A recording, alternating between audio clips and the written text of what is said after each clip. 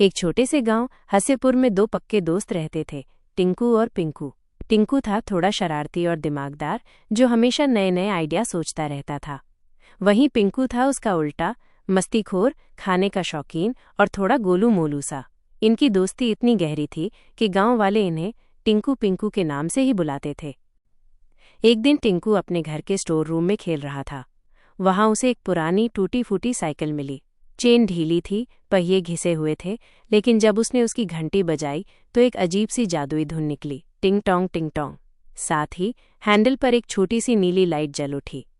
टिंकू को लगा, अरे इस साइकिल में तो कुछ खास बात है। उसने तुरंत पिंकू को बुलाया। पिंकू ने साइकिल देखकर मुंह बनाया, अरे भाई, ये तो कबाड़ लग रही है, इसमें तो चेन भी नहीं है, ये चलेगी कैसे। टिंकू ने जैसे ही घंटी बजाई, पिंकू की आंखें खुशी से चमक उठीं। दोनों ने सोचा, अगर इसे ठीक कर दें तो ये दुनिया की सबसे अलग साइकिल बन सकती है। वे दोनों साइकिल लेकर गांव के सबसे अनोखे मैकेनिक बाबूलाल चाचा के पास गए। चाचा ऐसे मैकेनिक थे जो कुकर से रेडियो और चप्पल से अलार्म घड़ी तक बना देते थे। उन्होंने साइकिल देखी तो वो भी हैरान हो गए और बोले, अरे बच्चों, इस साइकिल में तो जादू है। अगर मैं इसमें अपना खास रॉकेट मोटर और प्रोपेलर लगा दूं तो ये उड़ भी सकती है। Flying cycle. दोनों दोस्त खुशी से चिल्ला उठे।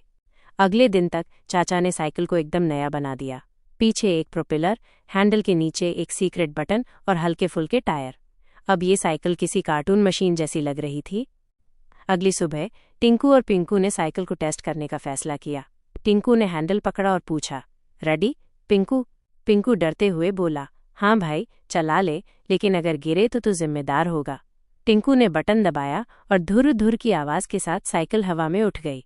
पहले 2-3 फीट, फिर धीरे धीरे पेड़ के ऊपर से निकल गई। अरे, हम उड़ रहे हैं। दोनों जोर से चिल्लाने लगे। पिंकू खुशी से चिल्लाया, वाह, मुझे तो रोलर कोस्टर से भी ज्यादा मजा आ रहा है। लेकिन जैसे ही साइकिल और तेज हुई, पिंकू का पेट हिलने लगा।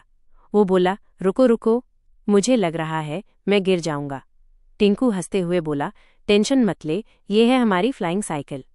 उस दिन के बाद उन्होंने हर दिन साइकिल चलाना शुरू कर दिया। कभी पेड़ से आम तोड़कर खाते तो कभी नदी के ऊपर से उड़कर मछलियों को हेलो बोलते। एक दिन जब वे फ्लाइंग साइकिल से स्कूल पहुंचे तो सब बच्चे चिल्लाने लगे, वाह, टिंकू पिंकू सुपर हीरो बन गए। मास्टर जी गुस्से में बोले, तुम दोनों नटखट फ्लाइंग साइकिल लेकर स्कूल आते हो, अगली बार लाओगे तो सजा मिलेगी। हालांकि मन ही मन मास्टर जी भी खुश थे और सोच रहे थे, काश मेरे पास भी फ्लाइंग साइकिल होती। एक दिन पिंकू ने टिंकू को एक सीक्रेट बताया।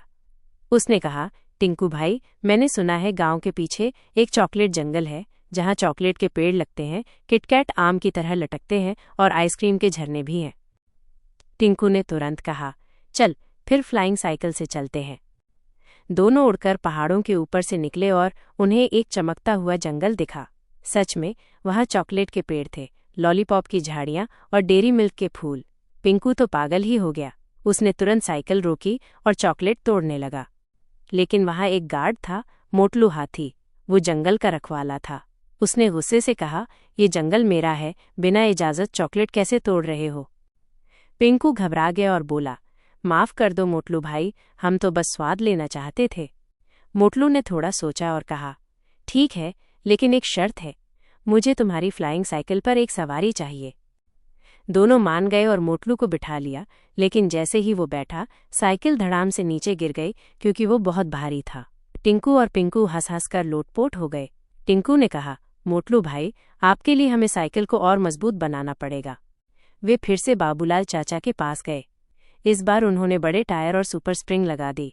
अब साइकिल मोटलू को भी उड़ा सकती थी। मोटलू हवा में उड़ा और इतना खुश हुआ कि वो चीखने लगा, वाह, मैं तो फ्लाइंग हाथी बन गया। तीनों ने मिलकर चॉकलेट जंगल में खूब मजे किए। लेकिन कहानी यहीं खत्म नहीं हुई। गांव में एक दिन डॉक्टर कंचन लाल नाम का एक चालाक और लालची वैज्ञानिक आया। उसने फ्लाइंग साइकिल देखी और बोला, ये मुझे चाहिए, इससे मैं करोड़पति बन जाऊंगा। एक रात उसने साइकिल चुरा ली। सुबह जब टिंकू और पिंकू ने देखा तो उनका दिल टूट गया। उन्होंने साइकिल को ढूंढने का मिशन शुरू किया।